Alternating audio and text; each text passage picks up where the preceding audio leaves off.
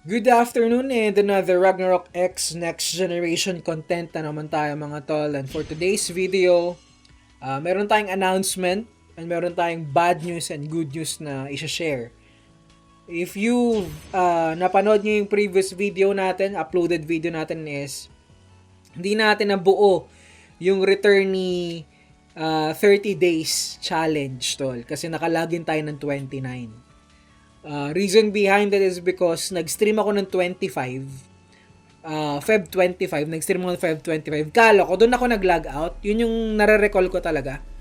Ang nangyari pala is, naglaro pa pala ako noon, umabot pa ng 26 ng madaling araw, tsaka ako nag-log out, tol. So, yung bilang ko is from 25. Kulang ako ng isang araw. Dapat, bukas pa ako. March 27, dapat bukas pa ako magla-log out. So, kulang ako ng 1 day. Ibig sabihin nun, kulang din yung rewards na mga kuha ko. So, because of that, unfortunately, because of that, medyo tinamad na tayo. Lalabas pa si baby ko this week or next week. So, medyo hindi ko na lalaruin yung ninja character ko. Yun ang sad part. Hindi ko na siya itutuloy, hindi ko na siya i-continue. Ang good part is, I've decided to i-raffle na yung character ko sa lucky subscriber natin dito sa YouTube. So, yun lang naman tol yung announcement natin. Bad news, hindi ako nakapag 30 days. Returnee, good news, i-raffle ko yung character ko. And then yun din yung announcement. I-raffle natin character natin. Ang tapos ng pagkuha natin ng mga names ng mga ira-raffle is until tomorrow 8pm lang mga tol. Tomorrow 8pm magla-live stream ako para i-raffle yung character natin.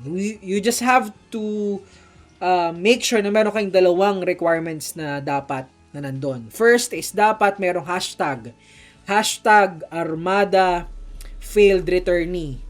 So para hindi kayo magkamali ng spelling, wag nyo nang i-type yun, copyhin nyo na lang sa description information below this video. So dapat mag-comment kayo sa video na to, mag-comment kayo ng hashtag Armada failed returnee. Ilalagay ko yung mismong word and buong hashtag na yan sa description below para ikakopy nyo na lang kung naka-phone kayo. Most likely naka-phone naman kasi kayo. And then second is dapat subscriber ka. Kung di ka subscriber, manalo ka, for example, tomorrow 8pm. Nakuha ko yung name mo. And then na-check ko na hindi ka naman pala viewer, or na-check ko na kapag after mong mag-follow nag-notify sa akin na, for example, si Juan. After mo mag-follow, nag-notify sa akin, Juan has followed you. So ibig sabihin, nag-hashtag ka muna, no, sumali ka sa raffle, tsaka ka nag-follow. Hindi pwede 'yun.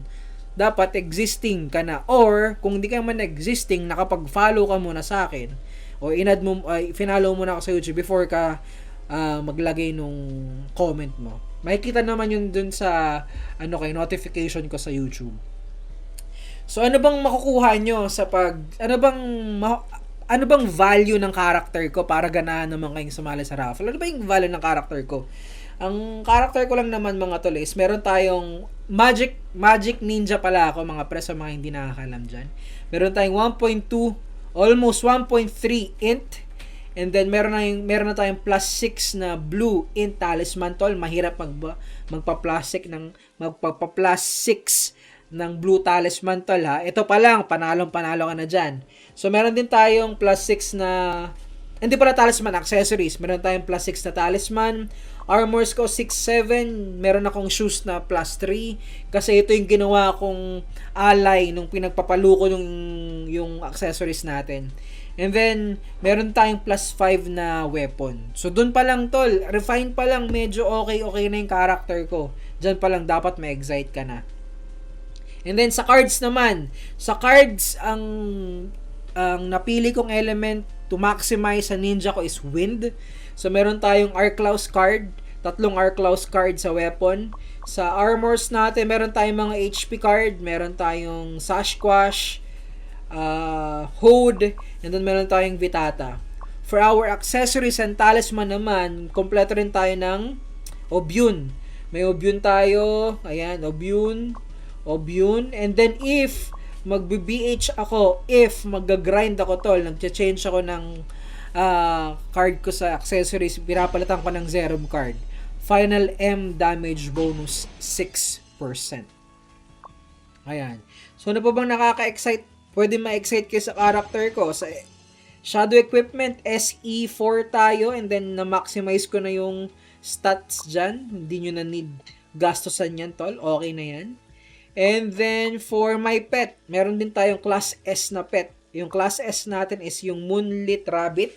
Si Mrs. yung naka-draw niyan, mga tol. So, defensive pet to, mga pre. Defensive pet. Meron din tayong dalawang Class A zombie pet. So, ito namang Class A na level 30 na pet, ay naman ginagamit ko pag mag-grind. And then, KVM GVG, Cross GVG, ginagamit ko naman yung Moonlit Rabbit ko. So, ayan. Meron pa pala akong card tol sa headgear. Kompleto rin tayo ng card dyan. So, headgear naman, imbes na elemental, nagkaroon tayo ng magical damage bonus card. 3 Verit card for our headgear. Ayan. And then for crystals, meron tayong 107k crystals as of the moment. And then yung sellable natin tol, galing to ng Bapo. So,